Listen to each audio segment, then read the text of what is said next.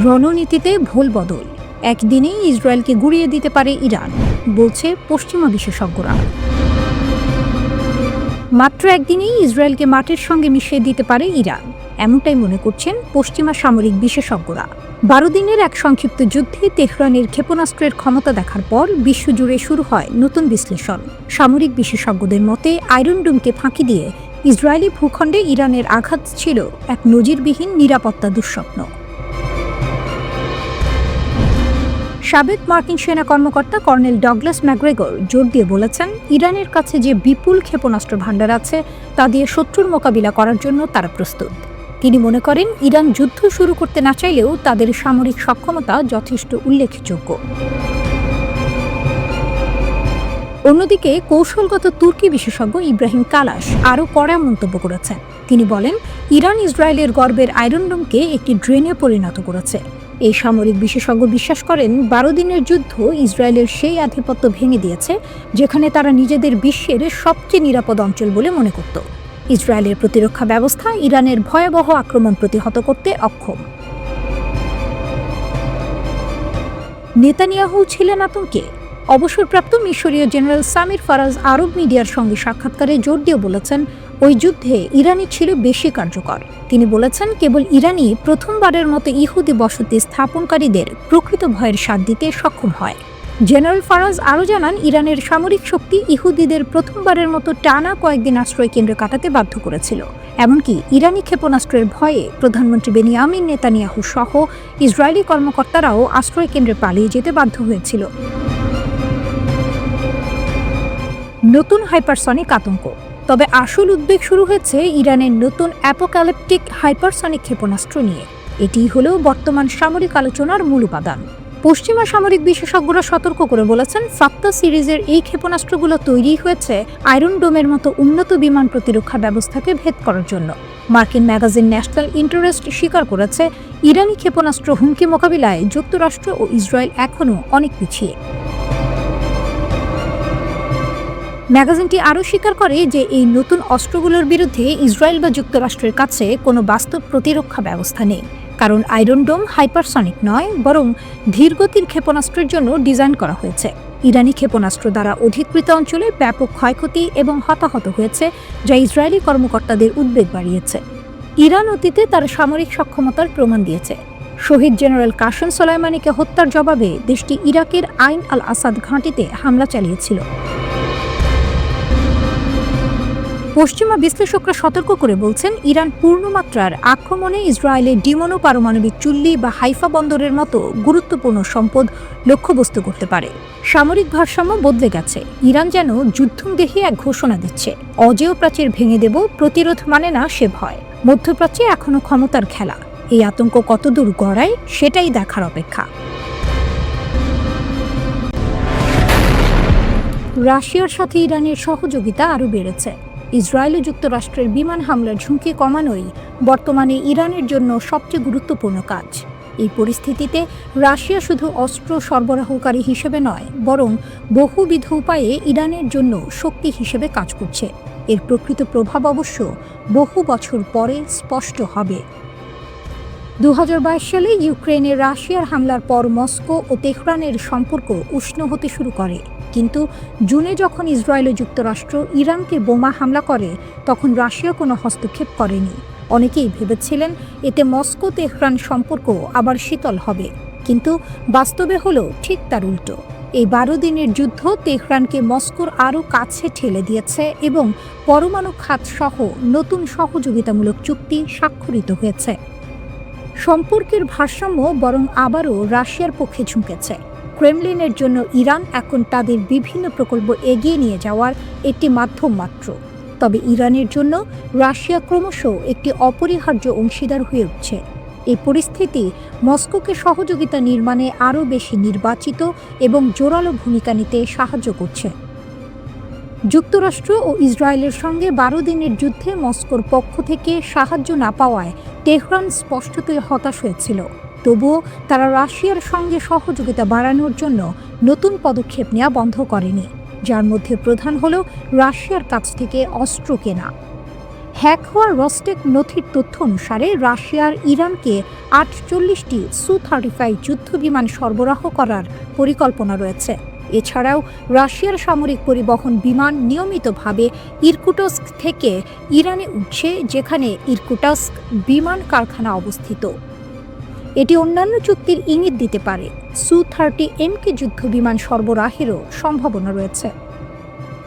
2015 সালের পরমাণু চুক্তিতে উল্লেখিত স্ন্যাপব্যাক প্রক্রিয়ার অধীনে তেহরানের ওপর জাতিসংঘ ও ইউরোপীয় ইউনিয়নের সামরিক নিষেধাজ্ঞা পুনরায় আরোপ করা হলেও ক্রেমলিন স্পষ্ট করে দিয়েছে যে তারা ইরানের প্রতি তাদের চুক্তিবদ্ধ বাধ্যবাধকতা পূরণের ইচ্ছা রাখে। তবে ইউক্রেনের সঙ্গে চলমান যুদ্ধ এবং রাশিয়ার সামরিক শিল্প কমপ্লেক্সের ওপর অতিরিক্ত চাপ এটিকে কিছুটা সীমিত করতে পারে। দুই দেশের উচ্চাভিলাষী পারমাণবিক পরিকল্পনাও রয়েছে। রাশিয়া অতীতে ইরানের বুশেহার পারমাণবিক বিদ্যুৎ কেন্দ্র তৈরি করেছিল। প্রথমে তেহরান ঘোষণা করেছিল যে রাশিয়া ইরানে 5টি নতুন পারমাণবিক বিদ্যুৎ কেন্দ্র তৈরি করবে। পরে সেই সংখ্যা বাড়িয়ে 8টি করা হয়। রাশিয়ার পক্ষ থেকে এ বিষয়ে এখনও পর্যন্ত কিছুটা সংযত বিবৃতি এসেছে, তাই চুক্তিগুলোর বাস্তবতা পুরোপুরি পরিষ্কার নয়। তবে মস্কো স্বীকার করেছে যে তারা হরমুজ পারমাণবিক বিদ্যুৎ কেন্দ্র নির্মাণের জন্য তেহরানের সঙ্গে 25 বিলিয়ন মূল্যের একটি চুক্তি স্বাক্ষর করেছে। একই সঙ্গে দুই পক্ষ ছোট আকারের পারমাণবিক বিদ্যুৎ কেন্দ্রের নকশা নিয়েও কাজ করছে। অন্যান্য ক্ষেত্রেও অগ্রগতি হচ্ছে। রাশিয়া থেকে ভারত মহাসাগরের বন্দর পর্যন্ত উত্তর দক্ষিণ পরিবহন করিডোরের একটি গুরুত্বপূর্ণ রেললাইন নির্মাণের জন্য ইরান আগামী মার্চের মধ্যে জমি বরাদ্দ করার প্রতিশ্রুতি দিয়েছে। আগামী মাসগুলোতে ইরান আজারবাইজানের মাধ্যমে রাশিয়ার গ্যাসও পেতে শুরু করবে। বেশ কয়েকটি বৃহৎ রুশ কোম্পানির প্রতিনিধি ব্যক্তিগত আলোচনায় বলেছেন যে তারা ইরানি বাজারে প্রবেশ করার প্রস্তুতি নিচ্ছেন এবং ইঙ্গিত দিয়েছেন যে তারা দেশটির সরকারের কাছ থেকে বিশেষ সুবিধা পেয়েছেন। ইরান রাশিয়ার নতুন বার্তা, আমরা প্রস্তুত, আমরা এগোচ্ছি।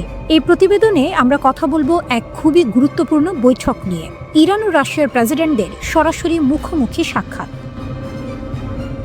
পেজেশকিয়ানের ঘোষণা, আমরা প্রতিশ্রুতিবদ্ধ।